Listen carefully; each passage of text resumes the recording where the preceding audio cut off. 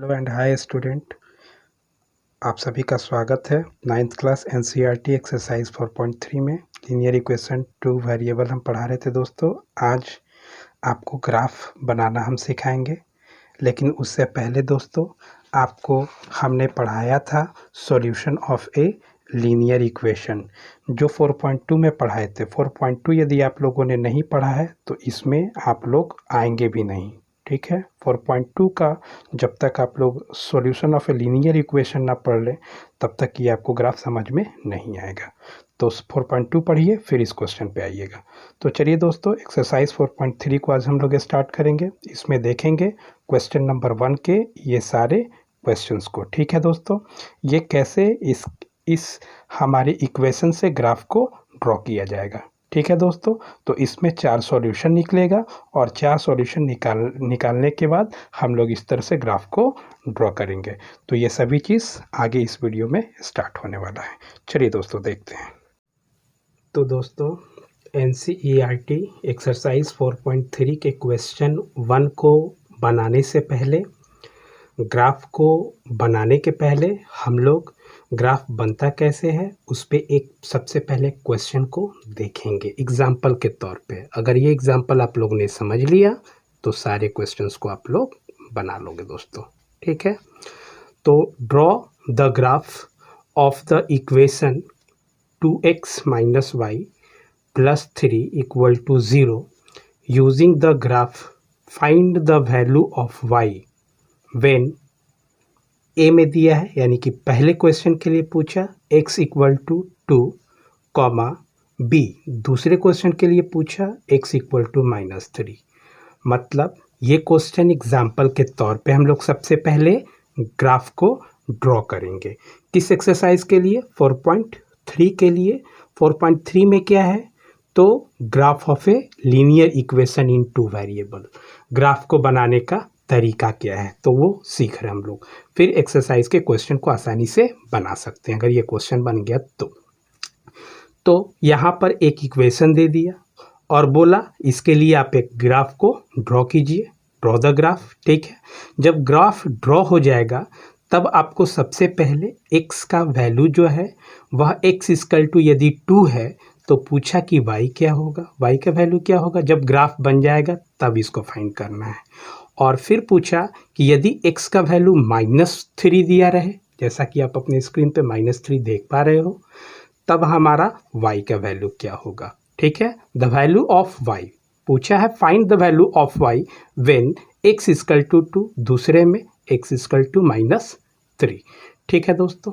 तो चलिए इस क्वेश्चन को सॉल्व करने के लिए हम क्या करेंगे, यहाँ से आप अपने इक्वेशन को लेंगे। इक्वेशन क्या है आपका, देखिए 2x minus y plus 3 equal to 0। Solution निकालने के लिए एक तरफ x को छोड़ देते हैं और दूसरी तरफ y को, तभी हमारा सॉल्यूशन निकलता है। पिछले एक्सरसाइज में हम solution of a linear equation बताए थे। तो चलिए 2x प्लस 3, इस चीज़ को हम LHS में ही छोड़ते हैं, y को RHS के तरफ ले जाते हैं तो माइनस वाई इक्वल के तरफ जाके प्लस वाई हो गया। इसको हम इस तरह से भी लिख सकते हैं y equal to 2x plus 3, ठीक है। इसको हमने एक्सचेंज कर दिया, इस तरह से भी लिखा जाता है। अब चलिए, अब यहाँ पे हमको 4 सॉल्यूशन फाइंड करना है। 4 सॉल्यूशन फाइंड करेंगे तो हमारा ग्राफ आसानी से बन जाएगा, ठीक है। तो 4 सॉल्यूशन फाइंड करने के लिए क्या करेंगे तो देखिए, नंबर 1 आप लिख लीजिए क्या, तो देखिए पुटिंग x इक्वल टू 0, ठीक है दोस्तों, इन फर्स्ट, इसे हम पहला मान लेते हैं इक्वेशन, ये हमारा इक्वेशन पहला है तो इन फर्स्ट, ठीक है दोस्तों। तो चलिए x का वैल्यू 0 रखते हैं तो हमारा क्या होगा, देखिए y इक्वल टू, इसमें x का वैल्यू रखने वाले हैं तो y मेरा मिल जाएगा। तो y इक्वल टू 2 का 2x के जगह पे क्या रखने वाले हो तुम, x का क्या वैल्यू रखने वाले, 0, तो रख दो 0। तो 2x के बीच गुना, तो गुना प्लस 3, देखो इसे सॉल्व कर लो। 2 इंटू 0 क्या मिलेगा, 0, फिर प्लस 3 y इक्वल टू क्या मिला आपको 3। क्लियर हो गया। तो ये मेरा पहला मिल गया। दूसरा सॉल्यूशन के लिए फिर चलिए पुटिंग x इक्वल टू 1, अब की बार 1 मान लेते हैं किसमें, इन इक्वेशन, ये ऊपर वाले का है दोस्तों, इन इक्वेशन फर्स्ट। अब की बार x का वैल्यू 1 रखेंगे किसमें, इक्वेशन पहले वाले में। तो चलिए रख के देखिए क्या होगा। यहाँ देखिए y इक्वल टू 2, x के जगह पे क्या पुट करने वाले हो, इसी इक्वेशन में बार बार रखना है। तो 2 इंटू एक्स है, तो 2 इंटू 1 प्लस 3। सॉल्व करेंगे दोस्तों, क्या मिलेगा, y की वैल्यू आ गई 5। यानी x जब 1 है तो y क्या मिला 5। यहाँ x जब 0 है तो y क्या मिला 3। ठीक है दोस्तों, तो 2 हमारे सॉल्यूशन निकल गए। तीसरे के लिए फिर वही चीज़, चलो अब की बार फिर रखो putting x equal to negative में रख लेते हैं -1। तो हमारा क्या मिलेगा, इन फर्स्ट पहले इक्वेशन में हम रखने जा रहे हैं। तो रखिए y इक्वल टू तब क्या हो जाएगा 2 इंटू एक्स का मान -1 है तो लो -1 और फिर हमारा +3 क्वेश्चन का ये दिया हुआ है, लिख दिए। आगे बढ़िए, इसको सॉल्व करेंगे, क्या मिलेगा, y इक्वल टू देखिए प्लस और माइनस गुना होके -2 × 2 +3। तो y इक्वल टू क्या मिलेगा, 3 में से 2 जाएगा तो प्लस में 1, यानी x के जगह पे -1 तो y क्या मिला 1। चलिए चौथे और अंतिम हम सॉल्यूशन को फाइंड करेंगे। तो चलिए फिर से कोई भी अपने मन से मान सकते हो। पुटिंग x इक्वल टू फिर निगेटिव ही ले लेते हैं दोस्तों, लो -2 मान लिए। तब देखिए किस में रखना चाहते हैं, ये ऊपर वाले का है, in equation first. Equation first का है तो यहाँ है, देखिए पहला रख दो y इक्वल टू 2, ठीक है दोस्तों, इंटू एक्स के जगह पे आप क्या पुट करने वाले हो, देखो 2 इंटू एक्स, तो x गुना में है तो देखो x का वैल्यू -2 गुना में आप +3। ठीक है दोस्तों, y का वैल्यू निकल जाएगा, देखिए प्लस माइनस माइनस, यहाँ कुछ भी नहीं है तो प्लस है, तो प्लस माइनस माइनस, 2 2 जा 4 अब +3। अब की बार साइन किस में मिलने वाला है, -1 बचेगा। ठीक है, आगे बढ़िए। इस तरह से हम लोगों ने क्या देखा दोस्तों कि ये 4 सॉल्यूशन हमारे फाइंड हो गए। यहाँ -1 है दोस्तों, तो ये आप ध्यान रखेंगे, ये 4 सॉल्यूशन, एक सॉल्यूशन, दूसरा, तीसरा और चौथा। एक्स वाई का वैल्यू मिला है तो फटाक से हम लोग क्या करते हैं, तो देखिए एक टेबल बना लेते हैं। टेबल किस चीज़ का, तो देखिए एक्स और वाई का एक हम लोग टेबल ड्रॉ कर लेंगे। ठीक है, इसको थोड़ा सा अच्छे से ड्रॉ कर लेते हैं। एक्स और वाई का टेबल हम लोग ड्रॉ कर लेंगे दोस्तों। तो देखिए यहाँ हम रख लेते हैं एक्स और यहाँ रख लेते हैं वाई। ठीक है, कितने सॉल्यूशन ढूंढे, 1 2 3 4, तो 4 इस तरह से कॉलम बना दीजिए। एक एक्स का वैल्यू आपने क्या रखा था 0, ठीक है, वाई क्या मिला था 3, तो यहाँ 3। एक्स का वैल्यू क्या रखा था 1, वाई क्या मिला इसके लिए 5, तो रख दो 5। एक्स का वैल्यू क्या रखा था तीसरे में -1, तो लो एक्स का वैल्यू -1, वाई क्या मिला था इसके लिए तो +1, लो भाई। चौथे में एक्स का वैल्यू -2, तो एक्स का वैल्यू क्या है -2, वाई हमारा क्या मिल गया था -1, तो लो -1। ये 4 सॉल्यूशन मिल गए दोस्तों।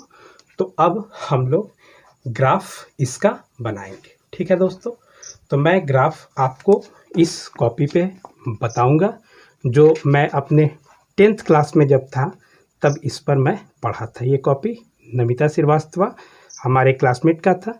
इस पर मैं अभी ग्राफ तुरंत तैयार करता हूँ दोस्तों। ग्राफ कैसे खींचेंगे देखते हैं दोस्तों। ये देखिए, draw line x dash O X and y O Y dash respectively.